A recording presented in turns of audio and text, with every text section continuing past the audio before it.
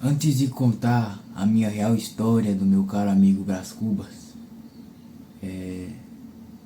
eu vim falar aqui que antes de começar o que eu entendia sobre a história dele, ele tinha uma paixão muito forte pela Virgília. A dona Virgília era para ele como se fosse algo que ele nunca viu na vida dele, uma paixão diferente. E quando ele começa a perceber isso, essa paixão, ele entende que ele tem medo de perder a Virgília. E aí ele começa a perceber alguns comportamentos diferentes na própria Virgília, e ele começa a perceber que ele está muito apaixonado por ela. Na parte que eu realmente estive presente com Brás Cubas,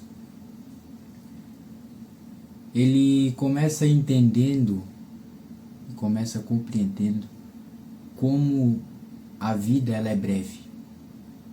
Hoje eu estou aqui falando, estou aqui contando uma história de um amigo próximo, mas daqui a alguns anos, ou daqui a alguns meses, já pela avançada idade, eu posso não estar mais aqui. No que eu entendi da história dele, ele conta sobre a morte do Caro Viegas, um parente não tão distante da dona Virgília, mas que era muito próximo dela. E ele percebe que o ser humano ele é como uma rocha que se desgasta com o tempo. E é isso que eu entendi, que eu percebi da história dele. E ele também fala, mas que a vida tem continuidade. Quando ele percebe que a paternidade dele pode ser continuada. Quando ele percebe que o seu ser pode ser continuado numa nova criatura. E é isso. É claramente isso que Brás Cubas me ensinou.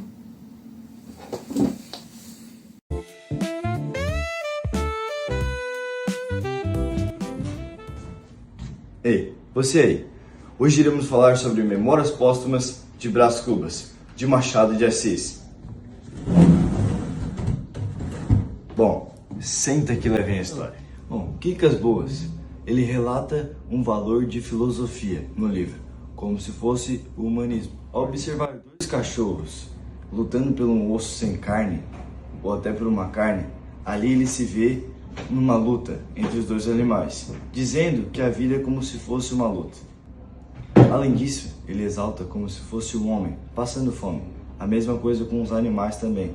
Assim se torna a filosofia entre a gente. Na vida, a gente trabalha com lutas. Todo dia vamos ter lutas. O mesmo acontece com os animais, onde acontecem as lutas para ele ter sim um alimento para ele comer. Além disso, tudo isso é uma sátira. Sem dúvidas, a tentativa de justificar a miséria humana, com teorias vazias justificativas na filosofia. Bom, ele fala com presunção sobre o seu próprio tédio, talvez por orgulho ou formalidade da compaixão. Isso demonstra o quão ele é frágil com sua moral dentro do livro. Brás Cubas fala mais ou menos o quê? Sobre a sua indiferença e a burguesia no livro.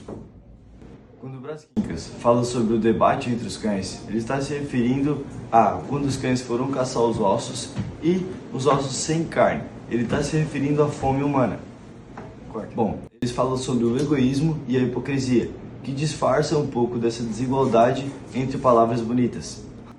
A comparação entre os soldados de Napoleão e de Cabras é um exemplo hilário disso. Na parte final, Cotrim renega publicamente a sua ajuda entre Brás Cubas, mesmo tendo ajudado ele até o final. Bom, isso fala que a gratidão é um desvio e uma aberração filosófica.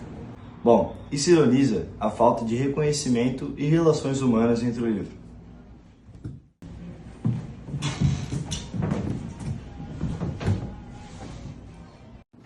O jantar. Brás vai ao jantar na casa de Coutrin, sente-se ao lado de Nhanhalu, filha de Damasceno.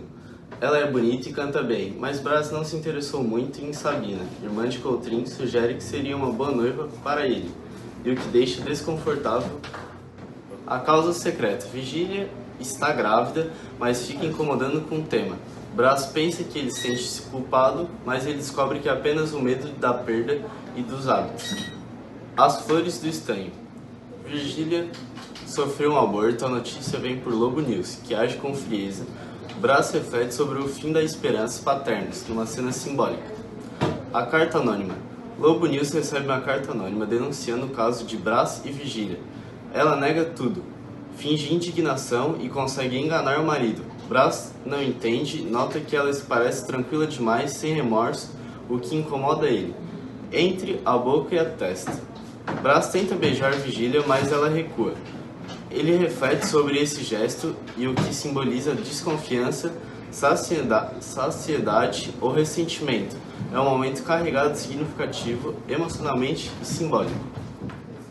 Suprimido. Apesar de tudo, Brás se reconcilia com a situação. Vai ao teatro e reencontra a família de Dan Raceno.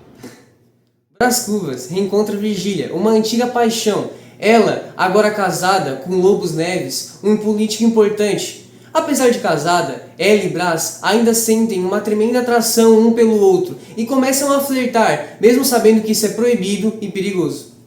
Brás faz comentários irônicos, filosóficos e meio absurdos durante o livro sobre o amor, a traição e a sociedade. Isso é um dos charmes do livro, onde Brás se mostra meio cínico e sem emoção durante este livro. Lobos Neves está na ascensão da política. Isso dá a Vigília uma certa status social, dá um certo poder a ela. Brás observa esse poder que ela tem e esse status social e fica com inveja, desprezo. Ele odeia a política, ele fala mal desta política e despreza a hipocrisia dessa sociedade. Ele basicamente fica com uma inveja, demonstrando essa hipocrisia dele. Através das atitudes de Brás e Vigília, Machado de Assis critica a superficialidade das relações amorosas e a falsidade da elite carioca, assim demonstrando o egoísmo dos dois personagens, que não ligam ao romper um relacionamento e a tradição onde Vigília está. Já na página 111 a 117, nós temos o capítulo Almoço, que Brás Cubas começa a se despedir de Vigília no almoço trágico, mas sem lágrimas também. A separação é fria e sem emoção. Só a comida sendo servida, Machado usa uma ironia para mostrar que o amor de Brás Cubas era tão raso quanto sua vaidade. O estômago segue funcionando mesmo quando o amor acaba. Brás revê papéis antigos e reflete sobre o passado, e ele pensa que as memórias são como folhas secas, resto de algo que já vivemos.